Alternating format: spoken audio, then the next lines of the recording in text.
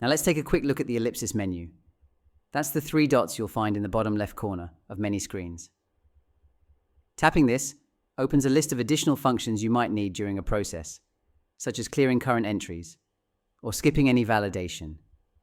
The Ellipsis menu acts as a shortcut to function key actions that aren't displayed by default on the bottom footer bar. You can also prioritize where each function key appears within the list, so your most frequently used actions are always at the top for quicker access. This helps keep the layout clean, simple, and free from unnecessary clutter. That's the Ellipsis menu, a quick and convenient way to access functions when you need them.